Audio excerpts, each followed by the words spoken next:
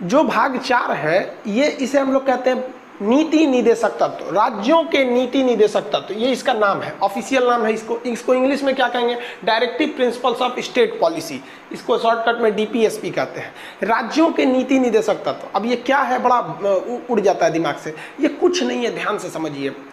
हमारे जो संविधान के जो सलाहकार थे उनका नाम था बीएन राव। ये क्या थे? सलाहकार। इन्होंने एक सलाह दिया कि संविधान में हम 2 तरह के मूल अधिकार रखें। तो देखिए, यह नीति निदेशक तत्व भी एक तरह का मूल अधिकार है, इसीलिए इसे जस्ट मूल अधिकार के बाद में रखा गया है। बीएन राव का कहना था कि 2 तरह के मूल अधिकार रखिए, एक ऐसे मूल अधिकार जिसे हमें अभी तत्काल देना है संविधान लागू होते के साथ, और एक ऐसा मूल अधिकार रखिए जो कुछ समय के बाद दिया जाएगा। अब ये बाद वाला हिसाब क्या भाई, जब देना ही है तो अभी दे दीजिए ना। तो एक्चुअली प्रॉब्लम क्या था कि जब हमारा देश आज़ाद हुआ था तो हमारे पास कुछ पैसे ही नहीं थे इतना कि हम दे सके। अब ये जो बीएन राव जो दूसरे टाइप के मूल अधिकार की बात कर रहे थे ना, उसमें ऐसे अधिकार थे जो हमें कुछ मिलने चाहिए थे, जैसे फ्री में शिक्षा मिलना था, गौ हत्या नशीली पदार्थों पर बैन लगाना था। अब पता चला देश आज़ाद हुआ था, खाए को पैसे नहीं था, फ्री में शिक्षा कहाँ से दीजिएगा? तो इसीलिए बीएन राव ने कहा कि इसे सेकेंड कैटेगरी में रखते हैं। शराब पर प्रतिबंध, अंग्रेजों ने तो एकदम बाल्टी से शराब पी रहा था भारतीयों को कि पी के उल्टल रहो, हमारा तुम विरोध नहीं करोगे। और ये चाहते थे बीएन राव और संविधान निर्माता के अन्य लोग भी कि एक ऐसा कानून बने, एक ऐसा अधिकार रहे जो सरकार शराब पर प्रतिबंध लगा दे, वो दूसरे के तहत हो जाएगा। लेकिन अगर उसी वक्त प्रतिबंध लगाती ना तो दूसरा क्रांति कर देता था यूपी अक्कर सब। समान सिविल संहिता, अब लॉर्ड कार्नवालिस आपको पता है, उसने हिंदुओं के लिए अलग कानून लाया, मुसलमानों के लिए अलग कानून लाया, जबकि बीएन राव का कहना था कि देश में एक ही संविधान रहना चाहिए, हिंदू मुसलमान दोनों के लिए बराबर कानून रहना चाहिए। लेकिन जैसे देश का विभाजन हुआ 1947 में, भयंकर दंगे फसाद हो गए, ये उसको काटो वो उसको काटो, तो उन्होंने कहा कि भैया अगर इनको अभी जोड़ देंगे ना तो दिक्कत हो जाएगी। तो बीएन राव के प्रस्ताव पर सारे लोग रेडी हो गए कि हाँ 2 तरह के मूल अधिकार रहेंगे, कैटेगरी 1 और कैटेगरी 2। कैटेगरी 1 हम आपको पढ़ा दिए, जिसे भाग 3 में रखा गया, जिसे फंडामेंटल राइट मूल अधिकार कहते हैं। कैटेगरी 2 को भाग 4 में रखा गया, जिसे हम लोग नीति निदेशक तत्व कहते हैं। तो principal directives of state policy is nothing more than that but is the second category of fundamental right which is given by our constitution due to the help of BN Rao. तो ये देखिए अब हम लोग समझते हैं, लेकिन आगे जाकर इसे कैटेगरी 1 कैटेगरी 2 नहीं कहा गया। अब ये जिम्मेदारी दी गई राजेंद्र प्रसाद, भीमराव अंबेडकर, ये लोगों की, अब आप लोग भी सुझाव दीजिए। तो भीमराव अंबेडकर ने कहा कि देखिए भाई साहब, हम एक काम करते हैं, लोग इसे आयरलैंड के संविधान से लाते हैं। तो जो इसे भाग 3 में तो मूल अधिकार है, भाग 4 में रखा गया है, और कहां से कहां तक रखा गया है? 36 से 51 तक।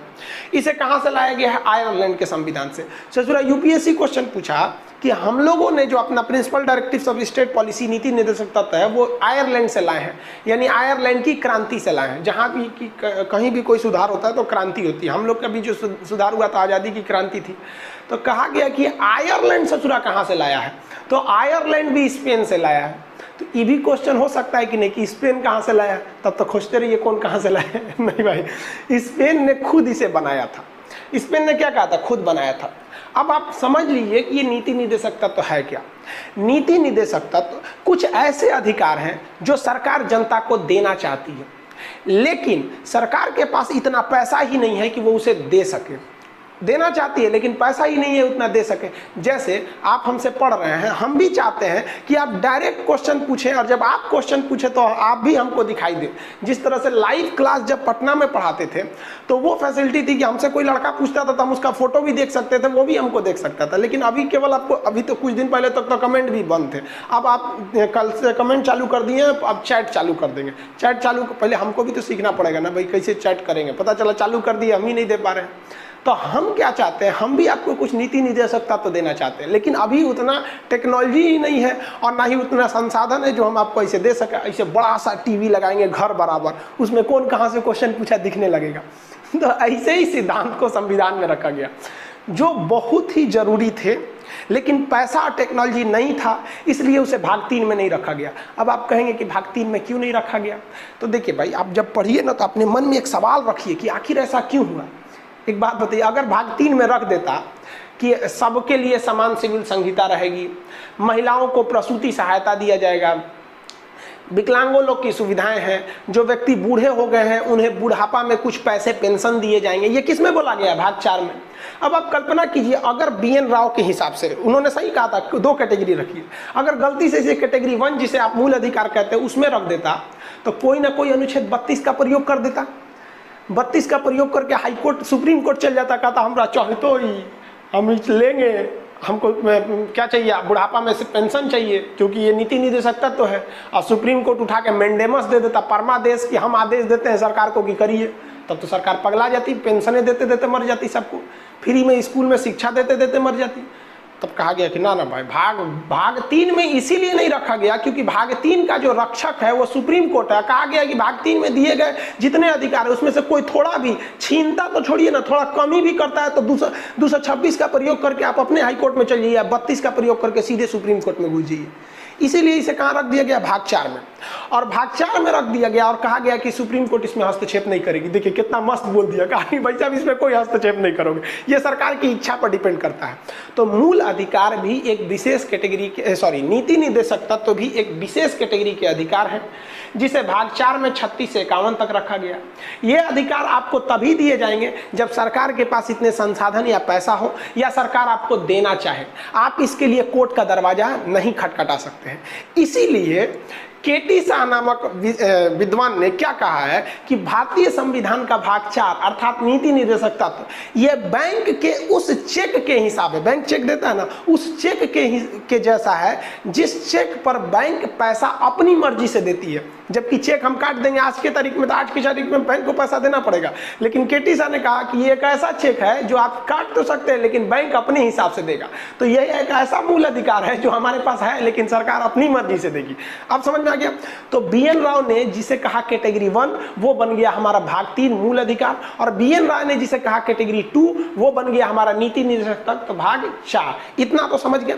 अब अंबेडकर साहब ने कहा कि ये जो भाग 4 है इसमें इतनी अच्छी अच्छी बातें कही गई है कि बुढ़ापा में आपको पेंशन दिया जाएगा, आप पढ़े लिखे नहीं है फिर भी बूढ़े हो गए, आपको शौक आता है कि नहीं मुझे भी पढ़ना चाहिए। हमारा यूट्यूब पे कई आदमी वीडियो देख के ना हमको बेटा कहता है कमेंट में, बेटा बहुत अच्छा पढ़ा रहे हो। हम कह रहे भाई साहब मास्टर से बेटा हो गई लोग, क्यों? क्योंकि उनका उम्र 70 साल हो गया, किसी किसी का 60 साल हो गया, कह रहा है कि मुझे भी पढ़ने का शौक हो गया है। हम कहे चलिए भाई अच्छा बात है। तो वो कहा गया है नीति निर्देशक तत्व में कि बूढ़ा भी हो गया है ना तो उसे आप वृद्धा स्कूल खोल के पढ़ाइए। सोचिए अगर इसको भाग 3 में कह देता तो सोच रही है जवान को तो पढ़ने के लिए स्कूलें नहीं है, बूढ़ों को कहाँ पढ़ाएगा, इसलिए इसे कैटेगरी 2 में भेज दिया गया। तो भीमराव अंबेडकर ने ये भाग 4 को देखा और खूब गहराई से देखा और रात भर विचार किया 36 से 51 तक में, और सुबह में बोला ना कि ये जो भाग 4 है ये समाज, ये सरकार को मजबूर करेगा कि आप लोक कल्याण कीजिए। लोक मतलब जनता, पब्लिक, और कल्याण मतलब वेलफेयर। भाग 4 जो है ना पब्लिक वेलफेयर के लिए है, पब्लिक वेलफेयर। CBSE वाले ध्यान देंगे सब, DPSP is mainly for public welfare. ये किसने बोला था? भीमराव अंबेडकर ने।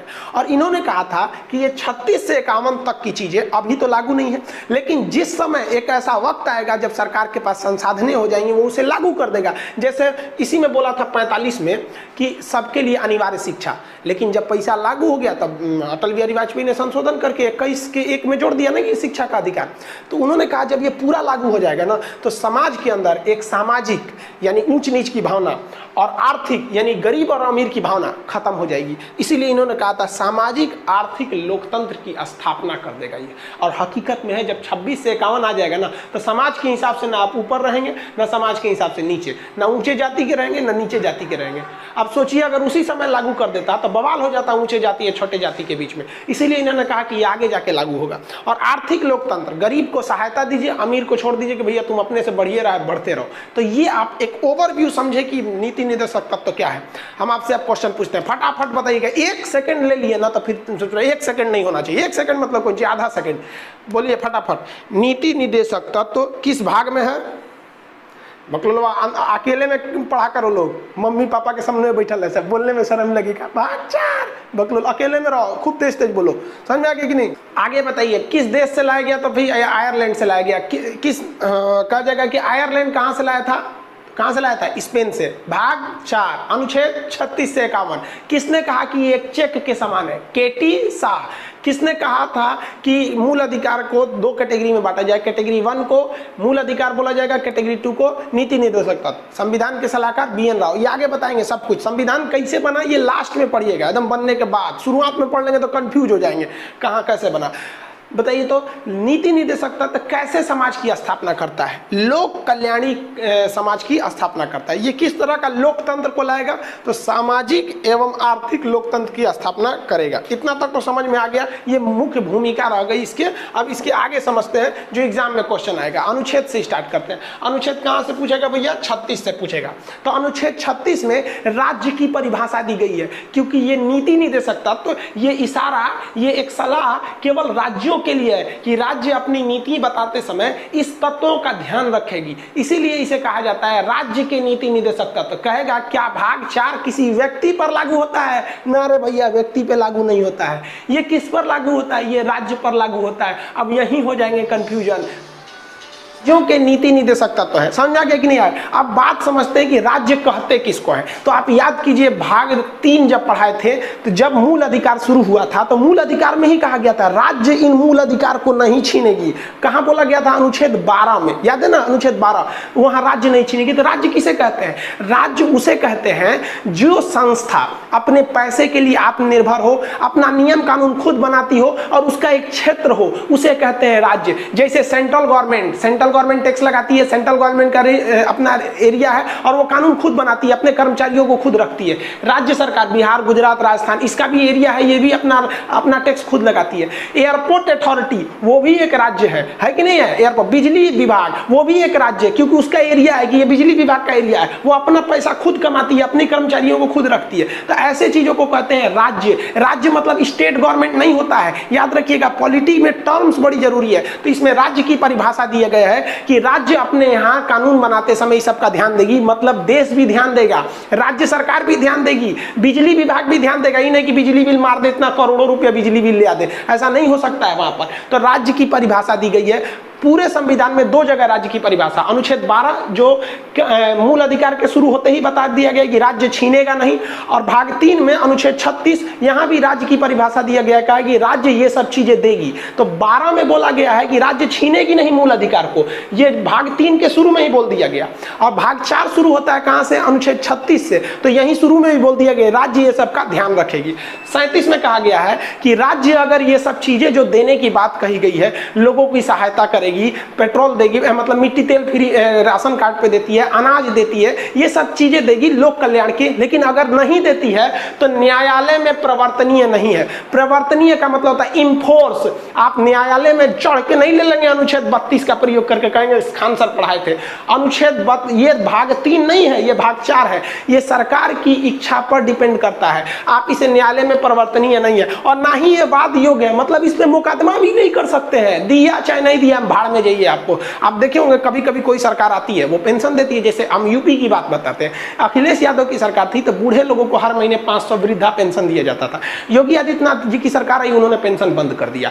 अब कोई गया बवाल करने, कर ही नहीं सकते हैं। अनुच्छेद 37 में बोला है ना ही आप इसे फोर्स कर सकते हैं, और ना ही इस पर मुकदमा लड़ सकते हैं, ना ही ये प्रवर्तनीय और ना ही ये वाद योग। वाद मतलब समझते हैं ना, वाद विवाद करना, कहते हैं ना काहे वाद विवाद कर रहा है, तो वाद विवाद भी इस पर नहीं कर सकते हैं। समझ गया? कहेगा नीति निर्देशक तत्व तो किस पर लागू होता है? व्यक्ति पर नहीं, राज्य पर। क्या यह राज्य की जबरदस्ती लागू करा सकते हैं? नहीं। तो कैसे लागू कराएंगे? राज्य की इच्छा पर निर्भर है। तो अगर यहीं पे हम ब्रैकेट में अगर हम यहाँ लिख देते हैं समझने के लिए कि ये किस पर निर्भर है, तो किसकी इच्छा पर? राज्य की इच्छा पर। राज्य अगर आपको देना चाहेगा तो दे सकता है। ए भाई तू कहाँ से निकल गया रे? राज्य की इच्छा पर। समझ आ गया कि नहीं आ गया? यहाँ पे इधर उधर कुछ भी करते हैं, फेंक देता है यहाँ पे। तो राज्य की इच्छा पर निर्भर हो गया। तो ये 36 में राज्य की परिभाषा, 37 में आप न्यायालय नहीं जा सकते हैं। अब बताएगा कि देंगे क्या क्या। पहले ही धमका दिया कि बबुआ क्या देंगे क्या नहीं, पहले बात समझो। पहले ही बोल दिया है कि तुमको देगा कौन? राज्य देगी। और पहली बात समझो कि दिया चाहे नहीं दिया, न्यायालय नहीं जा सकते हो, नहीं तुम बहस कर सकते हो। अब आते हैं 37 पे, 38 पे। आर्टिकल 38 क्या कहता है? लोक कल्याण की अभिवृद्धि। सरकार की ये जिस राज्य की, राज्य मतलब केंद्र सरकार, राज्य सरकार, बिजली विभाग, एयरपोर्ट अथॉरिटी, उसकी काम रहेगी लोक कल्याण की अभिवृद्धि को ध्यान रखना, पब्लिक वेलफेयर मेंटेलिटी रखना है, उसे हमेशा ध्यान रखना है। इसलिए रेलवे देखिएगा आपको कम से कम टिकट देता है, बहुत कम पैसा में देता है, जबकि वही प्राइवेट हो जाएगा तो महंगा हो जाएगा। तो राज्य सरकार को लोक कल्याण की बात करता है। अब ये लोक कल्याण कैसे होगा? तो देखिए इसमें आपको आजादी देता है, सामाजिक, आर्थिक एवं राजनीतिक न्याय। सामाजिक न्याय कैसे मिलता है? जो समाज में पिछड़े लोग हैं उन्हें एक्स्ट्रा पैसे दे दिए जाते हैं, एक्स्ट्रा छूट दे दिया जाता है, जो आरक्षण जिसे आप समझने लगते हैं। आर्थिक, जो गरीब लोग हैं उन्हें राशन कार्ड पे 2 रुपया किलो गेहूं मिल जाता है, 3 रुपये किलो चावल मिल जाता है। अमीर आदमी को मिलेगा नहीं। तो सामाजिक, जो छोटे मतलब कैटेगरी के जैसे SC ST में लोगों को थोड़ा प्रेफरेंस मिल जाता है, उनको और सस्ता राशन कार्ड मिल जाता है। आर्थिक, राजनीतिक न्याय भी है। आपको राजनीतिक न्याय है कि नहीं? हम चाहे कल को तो चुनाव लड़ सकते हैं कि नहीं, अपनी पार्टी बना लेंगे, स्टूडेंट पार्टी ऑफ इंडिया, और सीधे भाई स्टूडेंट्स के लिए आवाज उठाएंगे। बना सकते हैं कि नहीं? आप भी बन सकते हैं यार, हम समझाने के लिए बता रहे हैं। कौन जाएगा राजनीति में ससुरा वहां पे? तो सामाजिक, आर्थिक एवं राजनीतिक न्याय की बात है। और ससुरा UPSC फंसा दिया था। कैसे फंसाया था? इसी में UPSC का क्वेश्चन टफ नहीं होता है, वो खोजता है UPSC हमको ऐसा लड़का चाहिए ना जो पल पल पे ध्यान रखे। उसने कहा था कि संविधान के नीति निर्देशक तत्व में कितने तरह की न्याय की बात है। तो भैया न्याय की बात कितने तरह की है? तो सामाजिक न्याय होना चाहिए, आर्थिक न्याय होना चाहिए और राजनीतिक न्याय होना चाहिए।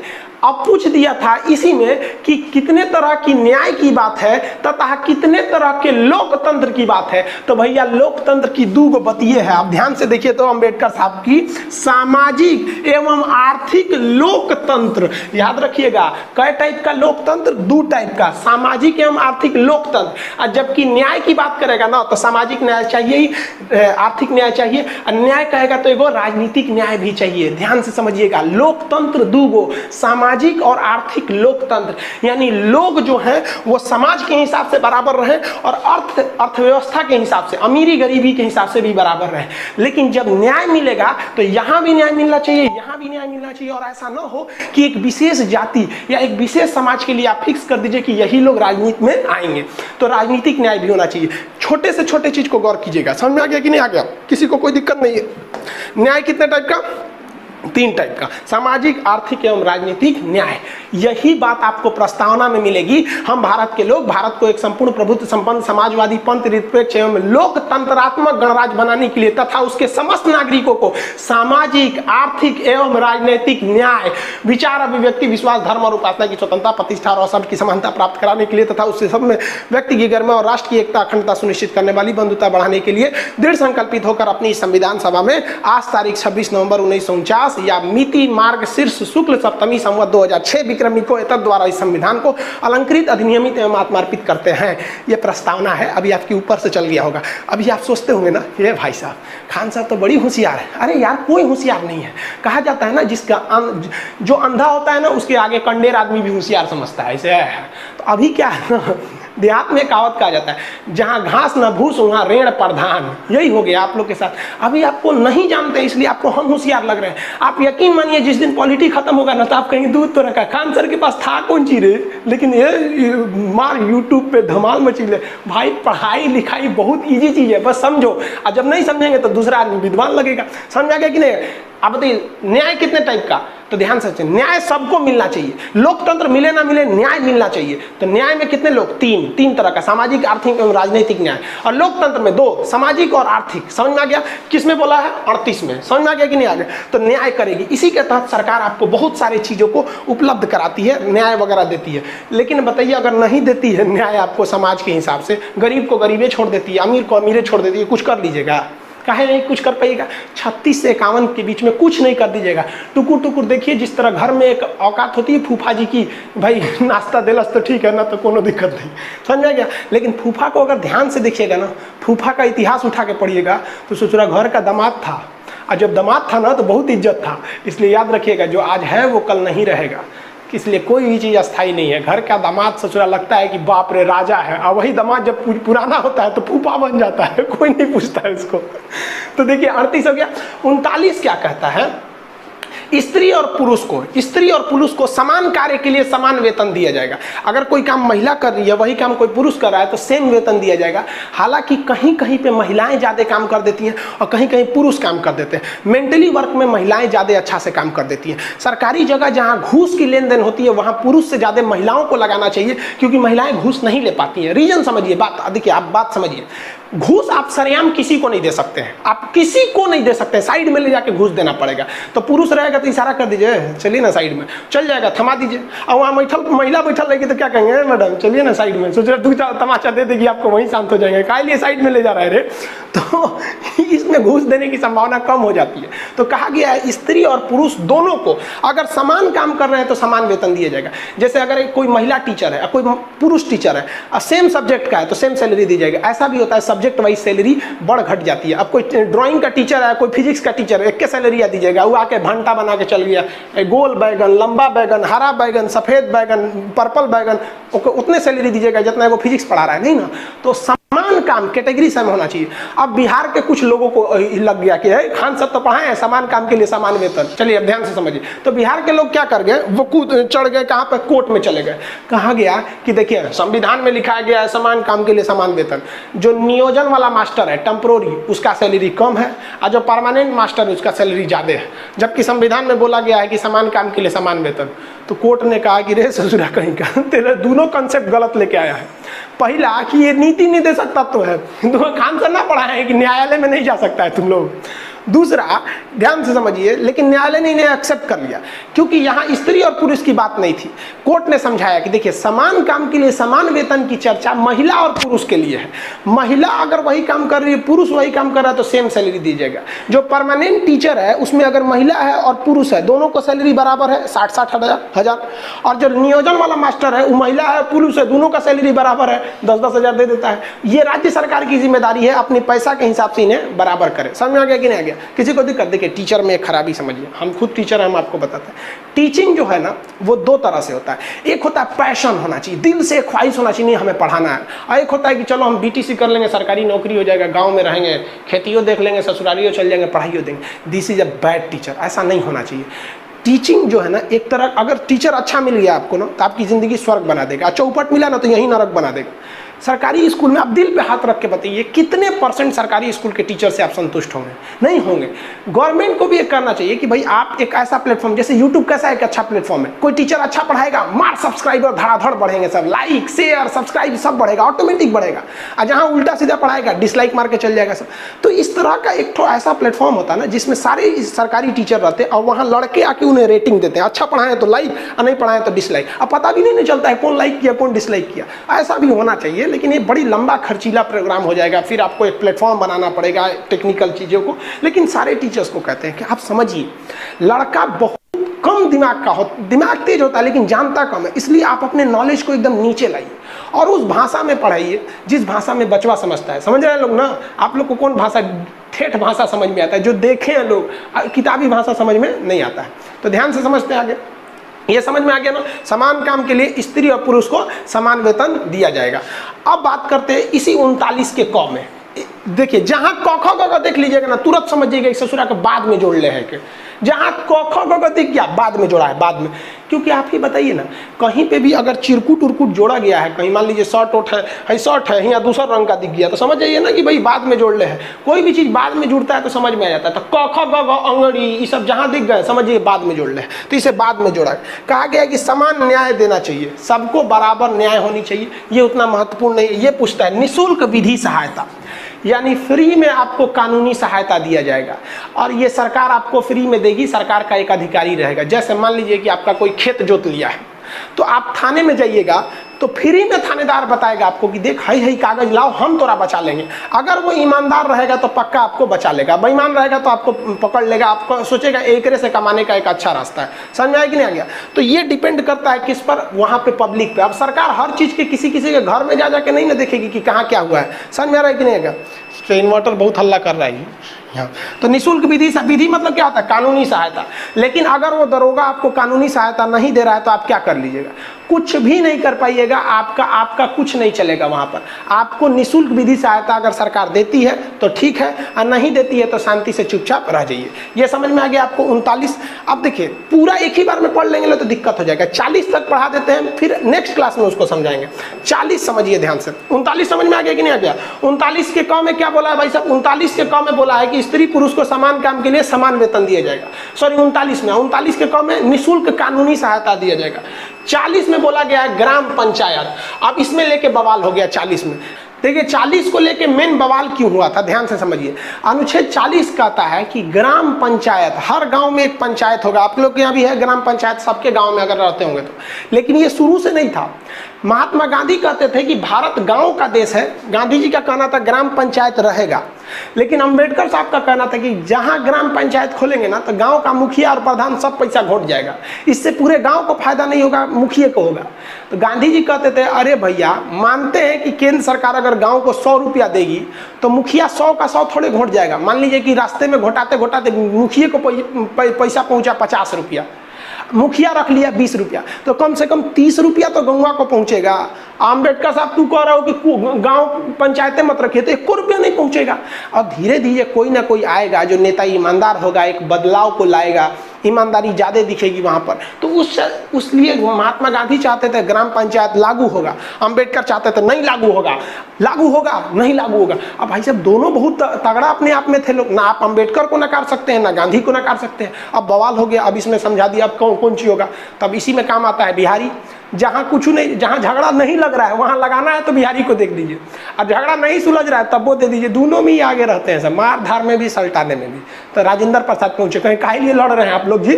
तो अम्बेडकर साहब कह रहे हैं कि पंचायत नहीं रहेगा, और गांधी जी कह रहे हैं कि जब तक हम जिंदा हैं पंचायत ला के रहेंगे। तो अम्बेडकर कहते तू जिंदे कितना दिन रहेगा? अरे ऐसे मजाक कर रहे हैं। तो अम्बेडकर साहब को समझाए और राजेंद्र प्रसाद ने गांधी जी को भी समझाया कि देखिए महाराज एक उपाय बताते हैं, नीति निदेशकता तो है ना, एकरे में डाल देते हैं, न्यायालय इसमें हस्तक्षेप करेगा नहीं, यानी कोई जबरदस्ती लागू नहीं करा सकता है।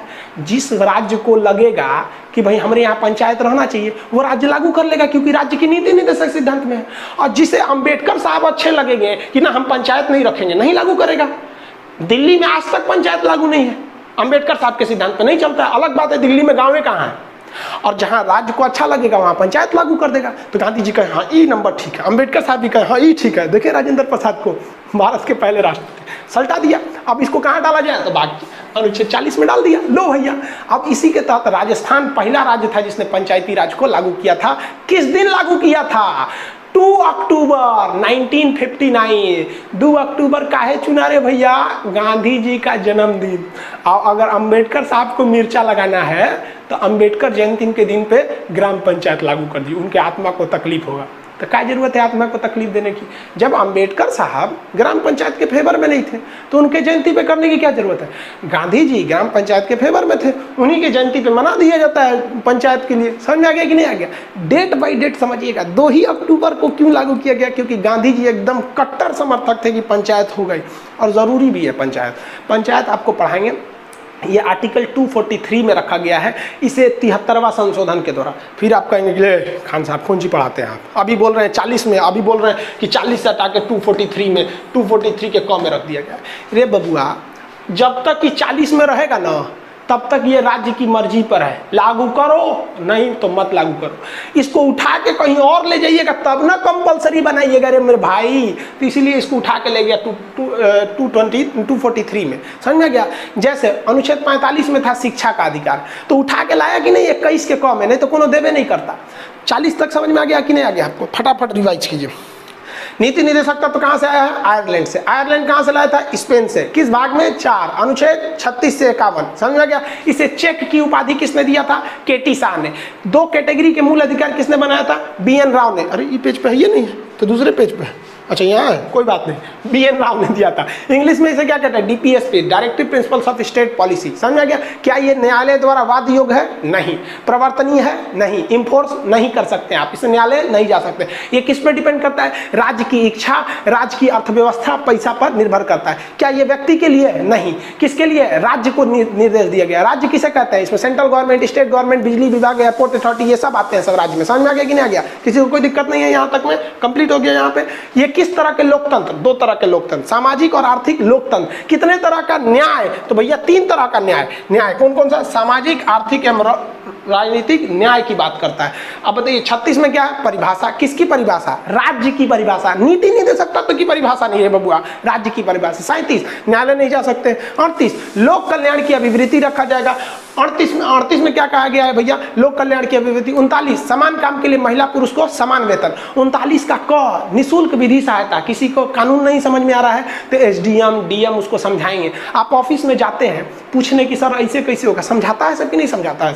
लेकिन समस्या क्या होती है कि लोग लगते हैं नौटंकी करने। अभी हमारे पास कॉल आया था ना, उनको चाहिए था अनाथ आश्रम से बच्चा। हमारे पास अभी लगभग 45 बच्चे हैं, विकलांग है सर। अब वो लग रहे थे हाँ सर आपका अनाथ आश्रम चलता है। अरे भाई सीधे पॉइंट पे आओ ना कि भाई चाहिए क्या चीज़, समझ में आ गई कि नहीं? तो आप सरकारी ऑफिस में जाइएगा ना तो सीधे टू द पॉइंट जाइएगा और लिख के ले जाइएगा, सर ये लिखित ले लीजिए, टू द पॉइंट बोलिएगा, आपकी बात को सुनेगा। नहीं तो उसको पास इतना टाइम नहीं है। तो ये 39 हो गया। 40 में बताइए तो ग्राम पंचायतों के लिए क्या बोला गया है कि भाई ग्राम पंचायत की स्थापना रहेगी किसमें? 40 में। अब ये सब चीज़ों को हम कल पढ़ाएंगे, क्योंकि आज ही पढ़ा देंगे ना तो पूरा कंफ्यूज हो जाएंगे। 40 तक समझ में आ गया कि नहीं आ गया? 40 तक बहुत इंपॉर्टेंट।